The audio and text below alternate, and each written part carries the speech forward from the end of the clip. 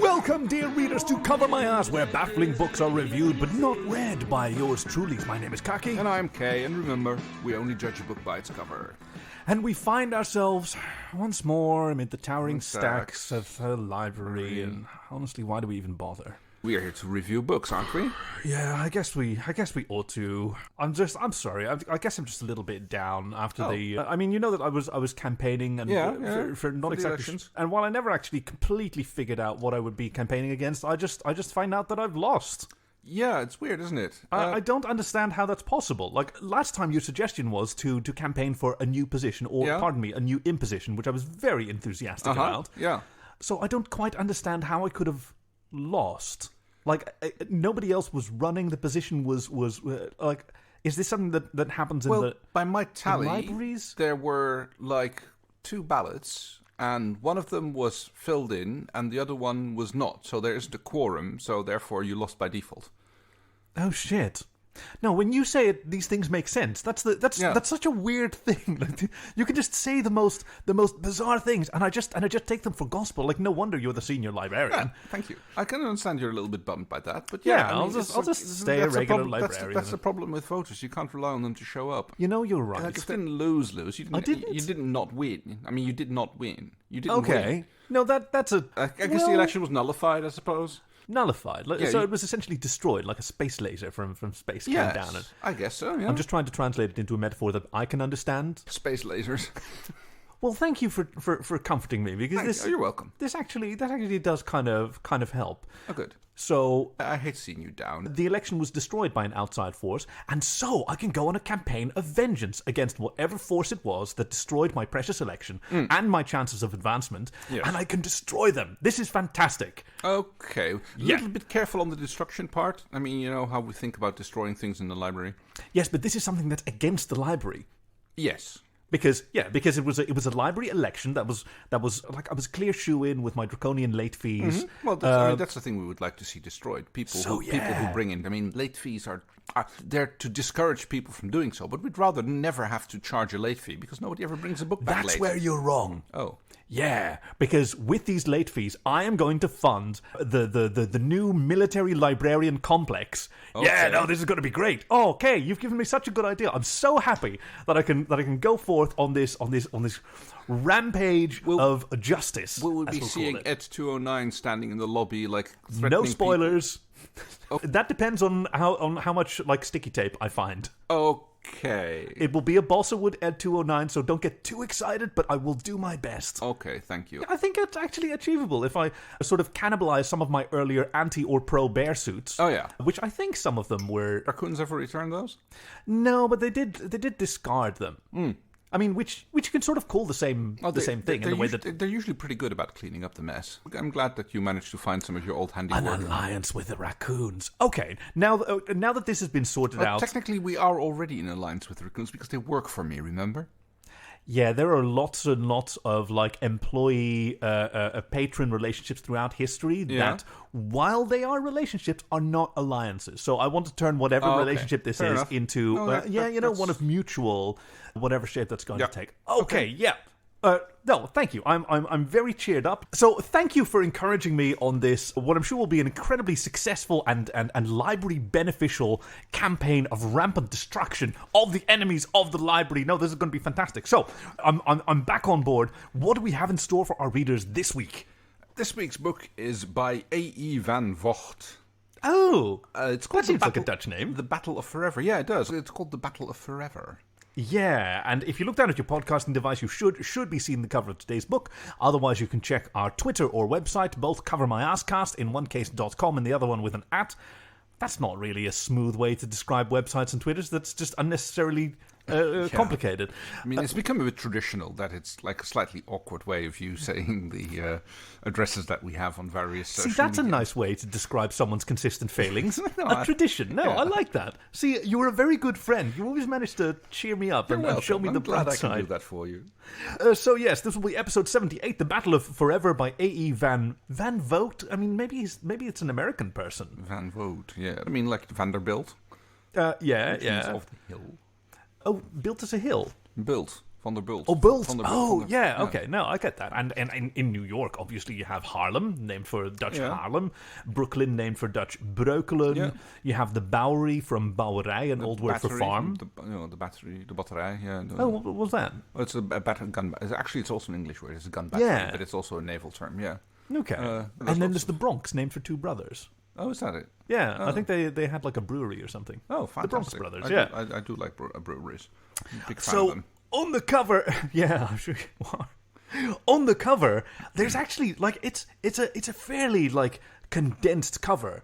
Compared to our usual fare just has a lot of concepts thrown on there. This is an actual scene. Oh, yeah. It's got our main character, Kevin Dobson, the night nurse. Hey, by the way, compliments on not saying titular. I saw the temptation in your eyes there. I'm calling him the titular hero. No, because he's not titular. Exactly. His name's not in the title, so it's... Hey, I'm being supportive of you. Oh, thank you. Yeah. Yes. So we're breaking with that tradition that you usually do. Yes, he is. So he's wearing his scrubs, I suppose, his purple scrubs, and they do show off his ass rather nicely, I might say. A fantastic gluteus maximus. Now, I was immediately interested in, like, it was described as his scrubs, and then I looked at the cover. Scrubs are not normally this form-fitting. No, I guess I'm assuming that there's a little bit of artistic liberty here, or just. Nor do they come with knee-high riding boots usually. So I was really interested. I hadn't noticed that. In Kevin Dobson's particular. That seems to be a bit of a theme, though, because the wolf-type character also has like knee-high boots and elbow-high gloves. Yes. And what I'm assuming is either a space pistol or a cordless drill. Which he has that is in fact his laser tag or tag laser, which will come up shortly because this is a night nurse, Kevin Dobson. He's got his lovely elbow length gloves, blue for some reason.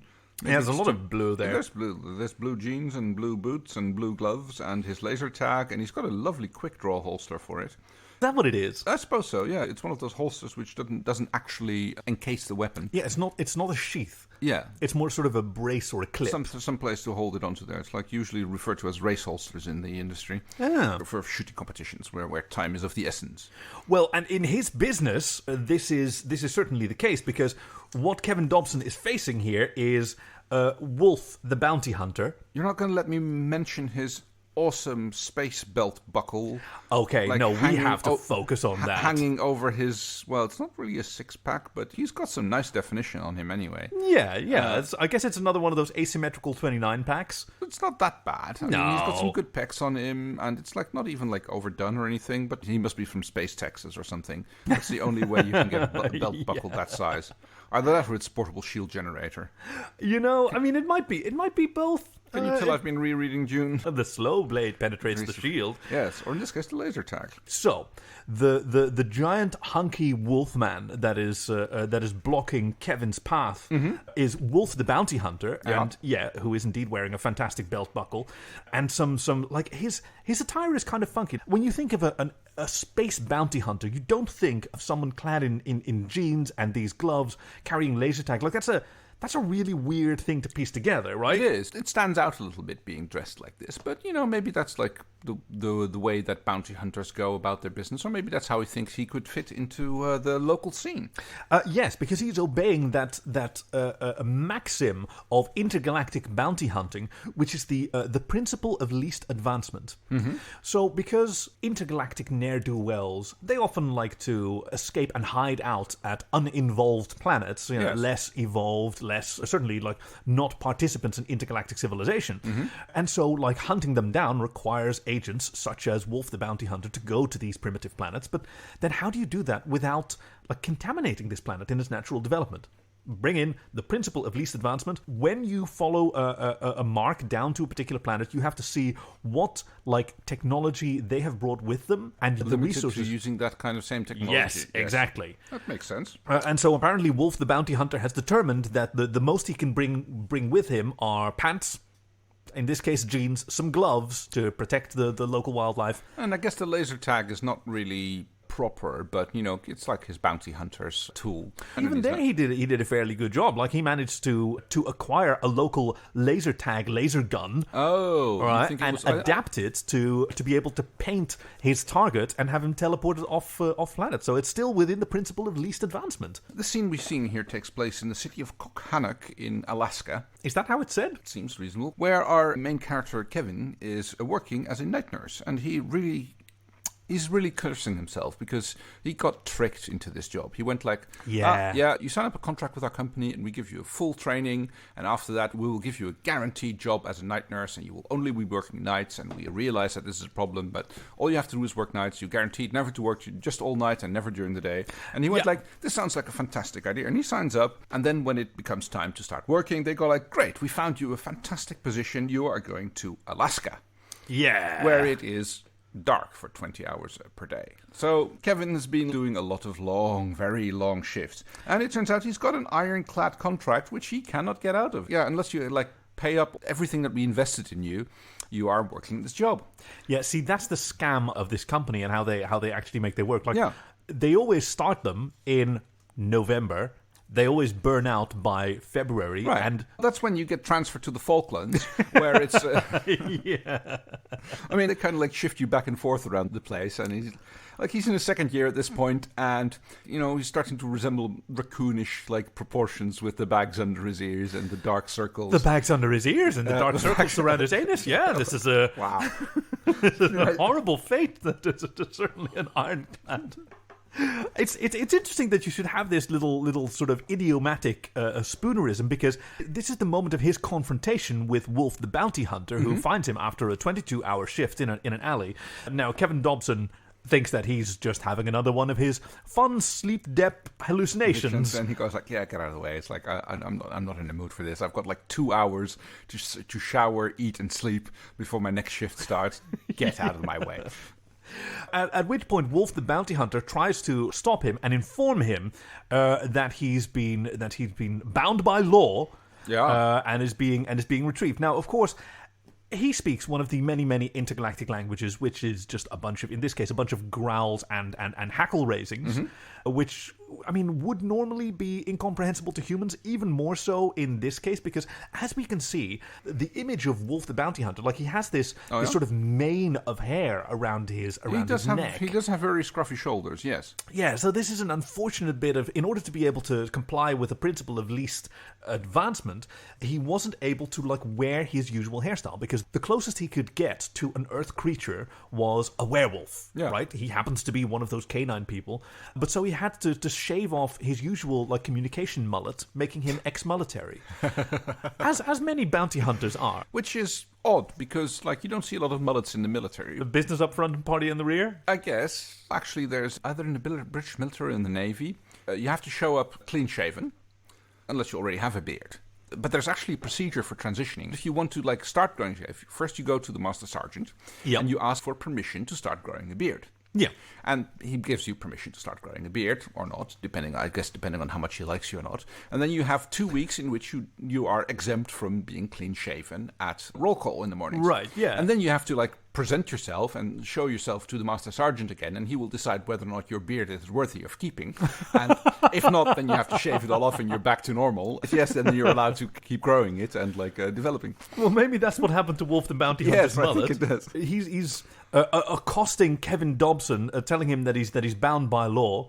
Dobson declines in English, and Wolf the Bounty Hunter, in his best machine-translated English, replies, well then yes, we will just stand here and crunch the marmoset. Yeah, I didn't get that. A lot of people didn't, and including Kevin Dobson, but I did, because I recognized this. Because there are so many intergalactic languages, they have to have some form of machine translator, right? Yeah. And we know that doesn't always work too great. Yes, crunch the marmoset seems... I mean, a marmoset is some kind of little fuzzy creature. It's like a little rodent. Yeah, exactly, yeah. So this one I recognized, to my great joy, as being showing that the machine translation used as one of its corpora, English as she is spoke. One of the most fantastic... Okay, this is an English phrase book written by Portuguese people yes. who didn't know English. And what they had was a Portuguese-French phrasebook and a French-to-English dictionary. Oh, good. Yes. Yes. And so, much like some desperate modern machine translations, this is like going into my hovercraft is full of eels levels of... Oh my god. Yes. Yeah. Resulting in Wolf the Bounty Hunter having learned a lot of, as they are called in English as she is spoke, idiotisms and proverbs. Yes. Which includes Crunch the Marmoset, which I believe is what, it's derived from a French proverb or idiom about waiting for a door to be opened that you've knocked on. And I think it's because, a knocker represents, the teeth of a marmoset. Oh. Okay. We should ask one of our French readers at home to... Do you crunch the marmoset? Yes. Can you, conceive of a French idiom which would, warrant a translation through Portuguese into crunch the marmoset? It would help if you also spoke Portuguese, but I guess that's not going to happen. Eu não falo português. He binds him by law and he tags him with his laser and holds him off to his spaceship. His orbital craft, which is literally a hovering craft full of eels. Yeah, I do love myself some unagi. So this is the first time that, according to that fantastic idiom, Kevin Dobson has ever had his head in the clouds and is introduced to this concept of galactic legal literalism. Where it doesn't take too long to discover that dear Kevin has been the victim of identity theft. Oh, God. What a nightmare. Wolf calls up some files and he goes okay, this guy does not look like the person that we are... Not even remotely. After. No, not even remotely. Your DNA is spelled differently. It's there's you're lacking... Oh my god, you're a local, aren't you? You're lacking 3 letters in your genetic code. Yeah. This makes no sense. Which letters were they? Because the normal human one, or the boring human one, is GACT for guanine, adenine... tannin. Yes, and I guess this one had something like proteline and... Ooh, that was an exciting one. Yes. And those are chemical sounding names. If you say ethylene on pretty much of anything, it makes it chemical sounding. Chartaline, cataline. Microline. Yes. Yes. Pop filterline. Whiskeyline. Disappointingly empty glassine. Maybe that's why I'm getting merrier. Refilline. Ooh. After he shows Kevin a photo of his actual target, Kevin goes oh yeah, I know him. I've seen him before. He was he was in our facility a few months ago. Bit of an odd name going by the name of Hattrick Molesky. Yeah, although that was a weird name. Hattrick Molesky. Yeah, I've seen him. We know him. And goes well, someone using the name Kevin Dobbins has been making their way into the intergalactic crime circuit. Ooh. And apparently Kevin has had his identity stolen by this ex-patient of them. Yeah. Mr. Hattrick was being treated at the clinic for genital sunburn. Which is why he was in Kokhanok, Alaska, because it was dark for 22 hours per day here, which was an excellent place for treating someone for sunburns to a very delicate area. Yes, because just putting some pants on apparently wasn't an option for Hattrick Molesky. You have to be absolutely sure that you're not going to get any more exposure to this kind of thing. Otherwise, it can get dangerous and painful. So he went to this clinic in, what was the place called again? Kokhanok. Kokhanok? Yes. And it turns out that when Wolf the Bounty Hunter does a little bit more of an investigation, it turns out that Mr. Molesky is also known as the indecent exposer of Zyklon 4. Yeah. Which is apparently where he got his genital sunburn. Much like our beloved library, the old Jennies are pretty sensitive to the high-intensity UV radiation of Zyklon 4. Yeah. Now, of course, medical professionals...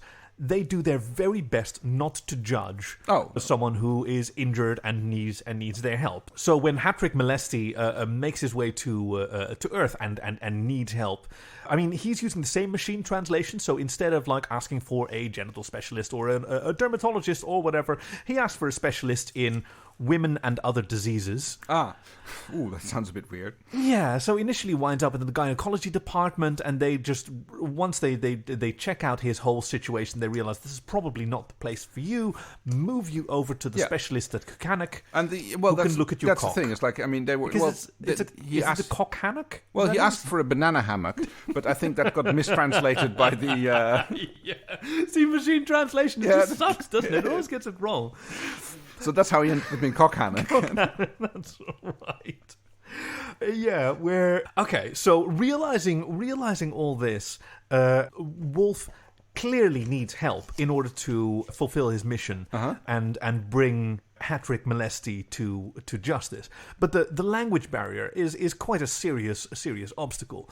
So combining the principle of least advancement and the principles of legal literalism with the flaws of machine translation means that doing bounty hunting on Earth for Wolf the Bounty Hunter is extremely difficult. Yes.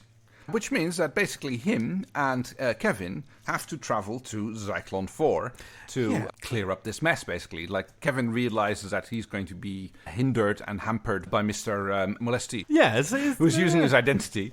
He realizes that now that Earth has been opened up to intergalactic contact, like having an intergalactic flasher using your identity is not a good thing.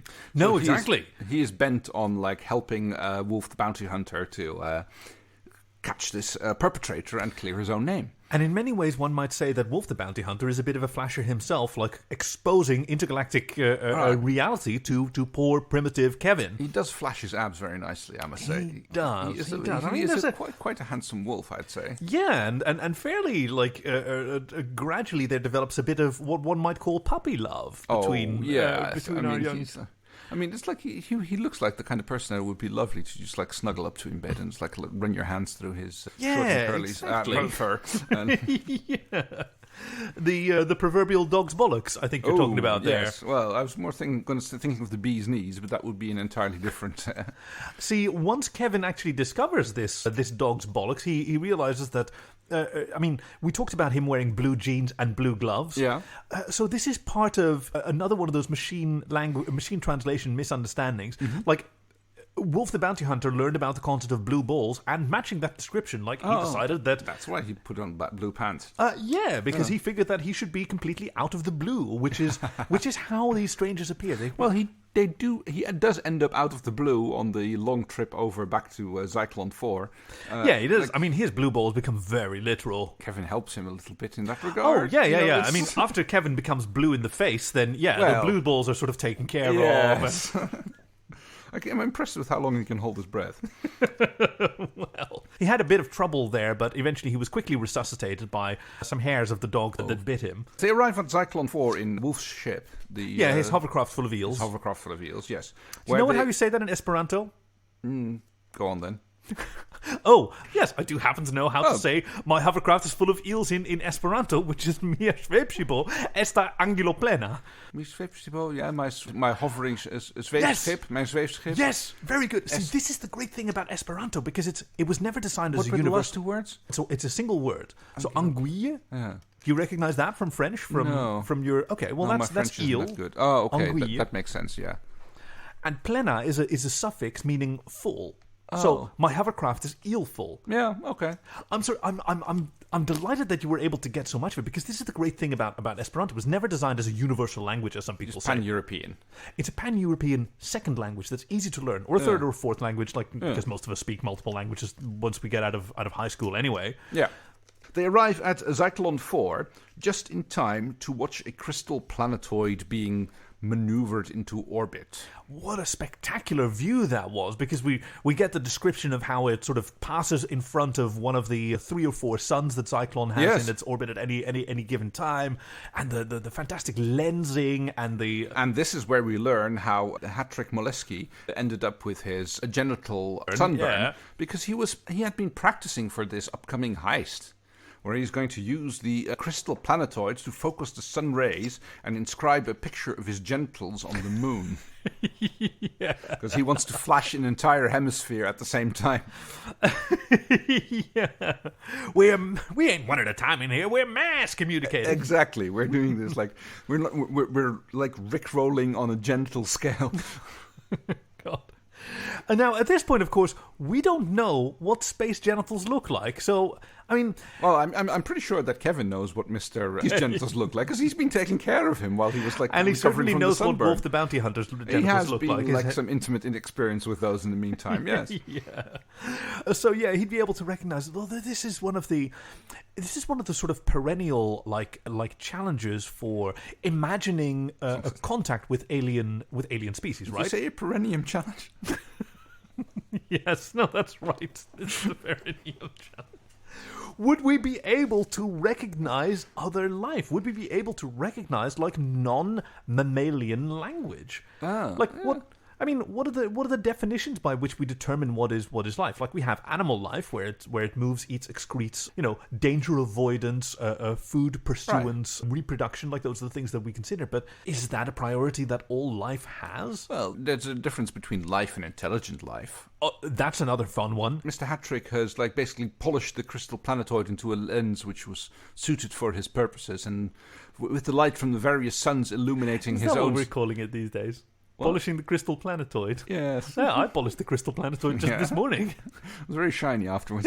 And Kevin uses his nocturnal powers of no sleep to basically block off the lights, and I think there's other planetoids involved, creating a long period of darkness. Yeah, that's probably how it works. There might be a bit of a three-body problem solving going on in the side, but it's all done for Kevin to clear his name and get himself stricken from the records as being an alter ego of Mr. Molesty. Yeah, whom Wolf the Bounty Hunter is able to apprehend once he gets close enough, using the complementary strategies of, on the one hand, raining cats and dogs, yes, and just like airdropping armies and armies of feline and canine. No idea where he got them, but this seems to be like standard bounty hunter practice tactics. Yeah, which Hattrick Molesty very cunningly evades, trying to conceal himself among a different population. But then one of them reveals himself as... Hey... Because it was Wolf the Bounty Hunter in sheep's clothing who was just waiting for him to... Yeah, that's always the problem with... If you're in the exposure business, you can't hide forever. Exactly. After which, I mean, Kevin and Wolf the Bounty Hunter are reunited and on their way back to Earth, where Kevin can be assured of a long and fruitful life. He uses his share of the bounty money to pay off his debt to the company, and that he no longer has to work these insane hours. Yeah. Which I think is a nice way to end the story. Especially because, I mean, the puppy love that blossomed between these two. I mean, there are worlds that never can meet. And unfortunately, Wolf the Bounty Hunter does have to depart. Hunting bounty. I mean, he does make Kevin blue in the face one more time. It's kind of like teabagging, which is not the most romantic way to kiss someone goodbye. But I mean, if it's your thing. And he tells Kevin that if he ever needs help or if he's ever in trouble, he need only cry wolf, and the bounty hunter will come. And he departs in his hovercraft full of eels. Yeah, it's like, I mean, I guess it's like you always have a snack around, but damn. I guess. Yeah. So how are we going? Yeah. So I thought it was a lovely book. Like, it was a pan-galactic adventure. It was a coming of age. It was a bit of a tragic romance, but hopeful. I wouldn't call it very edges. tragic. A little bit more on the smutty side of romance. It did have like a few chapters which sounded like they were like ripped out of a Harlequin novel. But it was a very blue novel. It was. The novel was out of the blue. Oh. What do we have? We have public exposure. Oh, that's a good one. But how do you write out of public exposure? It's like 3 arrests out of public exposure. Is there a penis number? Oh, I don't think so. Well, how would you type penis on a calculator, on a graphing calculator? Is there so then it's like 9. Yeah. 3. The N is tricky, isn't it? Yeah. You have a lowercase n. You have a lowercase n in one of those like LCD screen. The N doesn't work. I mean, like 1, 5. So you've got 9, 3, 1, and 5, and then the sort of N bridge, which together is like 18. Yeah, let's go with that. 18's a bit of a penis number because like 1 is the willy, and then the 8 is a bum. Okay, yeah, considering that. So you've got got all the genitals that there are. Hey, yeah, this is something that probably all of our readers agree with. You've got the penis and the bum, and those are all the genitals that there are. So how are we going to rate this book out of all the 18, genitals? Well, I enjoyed it. I did too. 16 out of 18? Yeah, that sounds about right. Yeah, that's going to be lovely. Yeah. I'll give it that. It was a good book. It certainly it scratched an itch I didn't know Mr. Van Vogt. I enjoyed it. It was like not quite sure why it was called The Battle of Forever, but it had something to do with Kevin's fight against sleep. Oh yeah, that's the one. Yeah. So speaking of the fight against sleep, we hope that this podcast has kept you awake or lulled you to sleep, depending on how you like to enjoy it. If you look down at your podcasting device, you might see some opportunity to leave a little review, or you can get in touch with us at @CoverMyAssCast on Twitter. And if you know a baffling book cover that you think we should consider, please send it to us at covermyasscast@gmail.com. And speaking of future covers, what do we have in store for our readers next week? Next week's book is by by Carolyn Sparks. It's part 5 of the Love at Stake series. Ooh. All I Want for Christmas is a Vampire. Ooh! And that about covers it. Thank you for joining us at Cover My Ass, where baffling books are reviewed but not read by yours truly. My name is Kaki. And I'm Kay, and remember, we only judge a book by its cover. Ooh, I'm excited about this one. All I want for Christmas is a vampire. All right, Karen, Yeah.